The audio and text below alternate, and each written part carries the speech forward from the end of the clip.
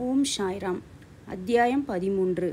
மேலும் பல சாயி லீலைகள். வியாதிகள் குணமாக்கப்படுதல். பீமாஜி பாடில், பாலா ஷிம்பி, பாபு சாஹேப் பூட்டி, ஆனந்தி சுவாமி, காஹா மகாஜனி, ஹர்தாவை சேர்ந்த தத்தோபந்த். மாயையின் அளவறியா சக்தி. பாபாவின் மொழிகள் எப்போதும் சுருக்கமானவை, மிருதுவானவை, ஆழமானவை, பொருள் செறிந்தவை, திறமையானவை, நன்றாக சமநிலைப்படுத்தப்பட்டவை. அவர் எப்போதும் திருப்தியடைந்தவராய் இருந்தார். எதற்கும் கவலைப்படவில்லை. அவர் சொன்னார், நான் ஒரு பக்ரியான போதும் எனக்கு வீடோ மனைவியோ இல்லாதிருப்பினும் எல்லா கவலைகளையும் விட்டொழித்து நான் ஒரே இடத்தில் வசித்தாலும் தடுக்க முடியாத மாயை என்னை அடிக்கடி துரத்துகிறாள். என்னை மறந்தாலும் அவளை மறக்க முடியவில்லை. அவள் என்னை எப்போதும் சூழ்ந்து கொள்கிறாள். பரமாத்மா ஸ்ரீ ஹரியினுடைய இந்த மாயை தோற்ற சக்தி பிரம்மா மற்றவர்களையும் துரத்துகிறது. பின் என்னை போன்ற ஏழை பக்ரியை பற்றி பேச என்ன இருக்கிறது? பரமாத்மாவிடம் சரண் புகுவோர் அவரது அருளால் அவளது பந்தங்களினின்றும் விடுவிக்கப்படுவர். மாயையின் சக்தியை பற்றி இம்மொழிகளால் பாபா பேசினார். கிருஷ்ண பரமாத்மா ஞானிகள் தமது உயிருள்ள ரூபங்கள் என்று பாகவதத்தில் உத்தவருக்கு உபதேசித்திருக்கிறார். பாபா தமது அடியவர்களின் நலனுக்காக யாது கூறியிருக்கிறார் என்பதை கவனியுங்கள். யார் அதிர்ஷ்டசாலியோ, எவருடைய பாவங்கள் ஒழிந்தனவோ அவர்கள் எனது வழிபாட்டை எழுதுகிறார்கள். சாயி சாயி என்று எப்போதும் கூறி கொண்டிருப்பீர்களானால் நான் உங்களை 7 கடலுக்கு அப்பால் எடுத்துச் செல்வேன். இம்மொழிகளை நம்புங்கள், நீங்கள் நிச்சயம் நன்மையடைவீர்கள். வழிபாட்டின் கூறுகள் 8ஓ 16ஓ எனக்கு தேவையில்லை. எங்கு முழுமையான பக்தி இருக்கிறதோ அங்கு நான் அமர்கிறேன். தம்மை தாமே முழுவதுமாக சரணடைவோர்களின் தோழரான சாயி அவர்களின் நன்மைக்காக என்ன செய்தார் என்பதை தற்போது படியுங்கள். பீமாஜி பாடில். புனே ஜில்லா ஜுன்னர் தாலுகா நாராயண்காவனைச் சேர்ந்த பீமாஜி பாடில் என்பவர் பல வியாதிகளாலும் நெடுநாள் நெஞ்சு வலியாலும் துன்பப்பட்டார். முடிவில் அது க்ஷயரோகமாக மாறியது. அவர் எல்லாவித சிகிச்சைகளையும் முயன்று ஒரு பிரயோஜனமும் இல்லை. எல்லா நம்பிக்கையையும் இழந்து முடிவாக கடவுளை நோக்கி அவர் வேண்டிக் கொண்டார். ஓ நாராயணமூர்த்தியே, இப்போது என்னை குணப்படுத்தும். சூழ்நிலைகள் எல்லாம் நன்றாயிருக்கையில் நாம் கடவுளை நினைப்பதில்லை. கேடும் துரதிருஷ்டமும் நம்மை தாக்கும்போது நாம் அவரை நினைக்கிறோம்.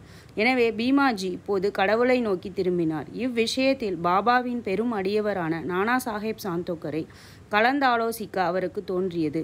தனது துன்பம் அனைத்தையும் கூறி அவருக்கு ஒரு கடிதம் எழுதி அவருடைய கருத்தை தெரிவிக்க கேட்டிருந்தார்.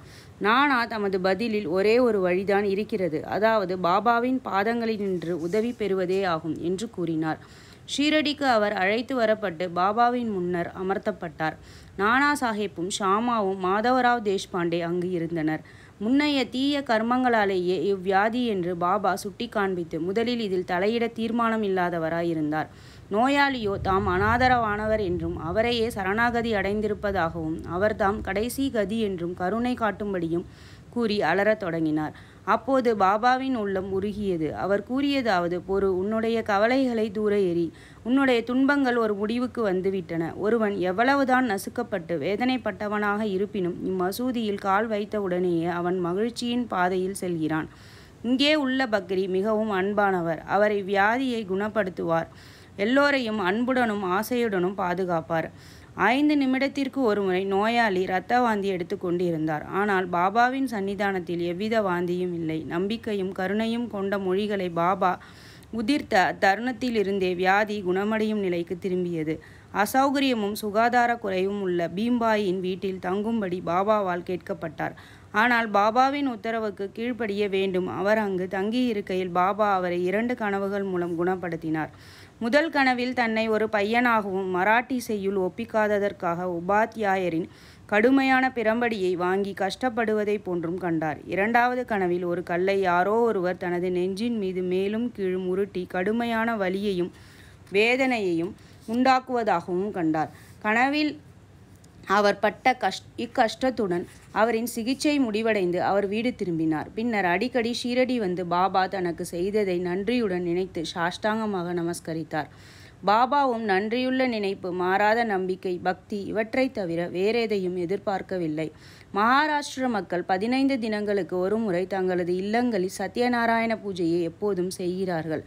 ஆனால் தனது கிராமத்திற்கு திரும்பிய போது பீமாஜி பாடில் புதிய சத்ய சாயி விரத பூஜையை சத்யநாராயண பூஜைக்கு பதிலாக தனது இல்லத்தில் ஆரம்பித்தார்.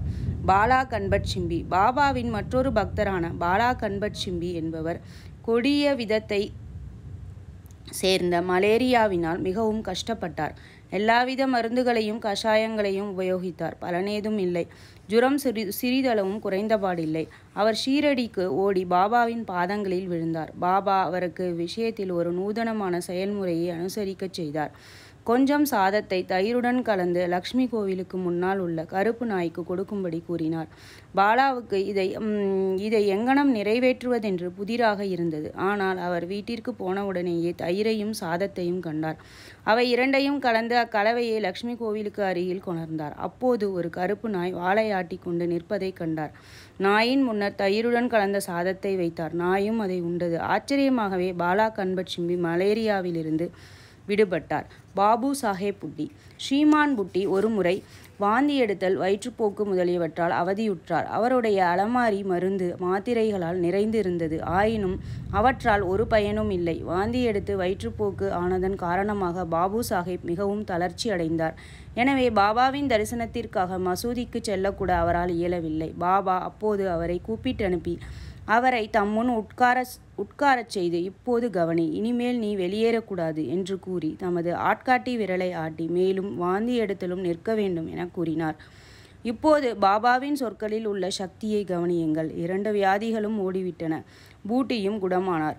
மற்றொரு முறை காலராவால் அவர் தாக்கப்பட்டு கடினமான தாகத்தால் அல்லலுற்றார். டாக்டர் பிள்ளை எல்லாவித சிகிச்சை முறைகளை கையாண்டும் குணமளிக்க முடியவில்லை. பின்னர் அவர் பாபாவிடம் சென்று தனது தாகத்தை தணித்து தன்னை குணமாக்கும் ஒரு பானத்தை பற்றி கலந்து ஆலோசித்தார். பாபா அவருக்கு சர்க்கரை கலந்த பாலில் வேக வைக்கப்பட்ட கலவை கூழாகிய பாதாம் பருப்பு, வால்நட் பருப்பு, பிஸ்தா பருப்பு இவற்றை சாப்பிடுவதை தேர்ந்து அருளினார். எந்த வைத்தியராலும் இது நிலைமையை மோசப்படுத்தி முடிவுக்கு கொண்டு வந்துவிடும் என்று கருதப்படும். ஆனால் பாபாவின் கட்டளையை அறவே கீழ்ப்படியும் குணத்தால் இவை உட்கொள்ளப்பட்டு அதிசயப்படும் வகையில் குணமாக்கவும் பட்டது. ஆனந்தி சுவாமி. பாபாவின் தரிசனத்தை பெற விரும்பிய ஒரு சாமியார் ஆனந்தியிலிருந்து ஷீரடிக்கு வந்தார். தன் காதில் உள்ள கடுமையான வலியால் அவர் அல்லலுற்றார். அது அவரை தூங்க விடாமல் தடை செய்தது. இதற்கு அவர் ரண சிகிச்சை செய்யப்பட்டார். ஆனால் அது அவருக்கு எவ்வித பலனையும் அளிக்கவில்லை. இவ்வலி மிகவும் கடினமானதாய் இருந்தது. அவருக்கு என்ன செய்வதென்றே தெரியவில்லை. அவர் திரும்பிச் செல்லும்போது பாபாவின் அனுமதியை பெற வந்தார். அப்போது ஷாமா சுவாமிகளின் காது வலிக்கு ஏதாவது செய்யுமாறு பாபாவை வேண்டினார்.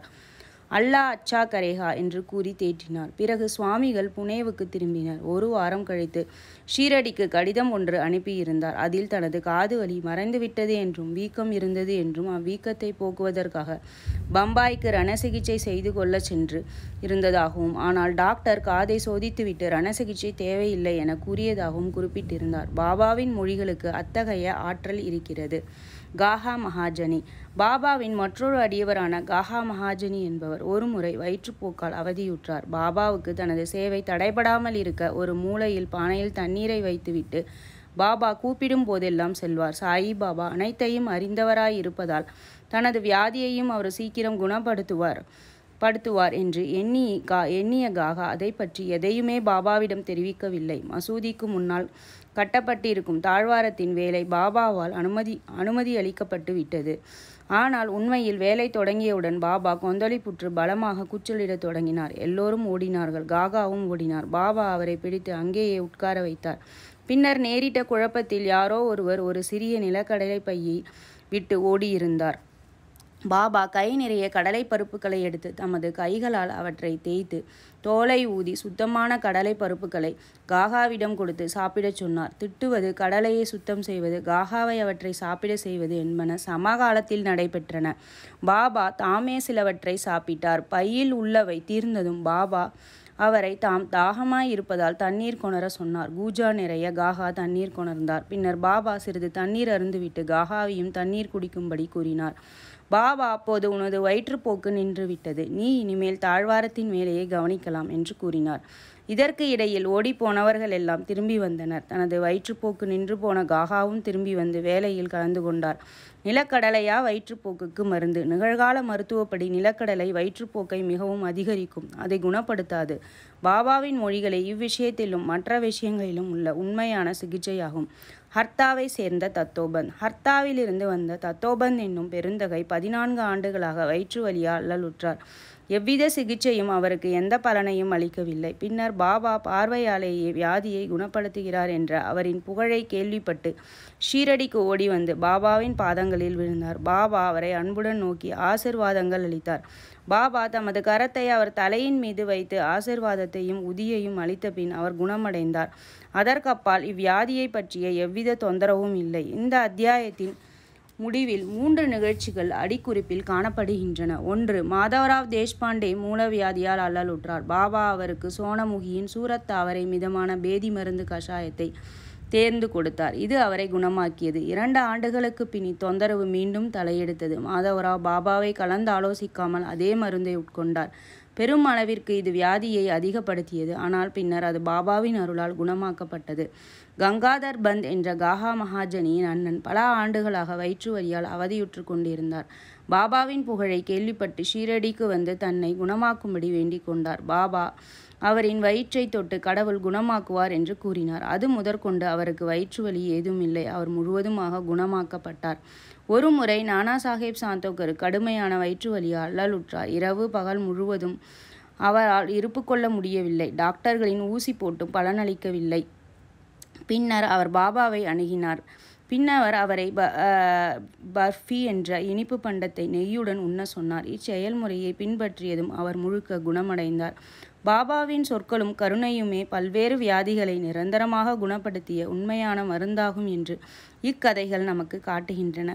மருந்துகளோ மாத்திரைகளோ அல்ல. ஸ்ரீ சாயியை பணிக. அனைவருக்கும் சாந்தி நிலவட்டம். அடுத்த வீடியோ கிளிப்பில் நாம் அத்தியாயம் 14 பார்க்கலாம். நன்றி, வணக்கம். இதுவரைக்கும் சப்ஸ்கிரைப் பண்ணாதவங்க சப்ஸ்கிரைப் பண்ணிக்கோங்க. நன்றி.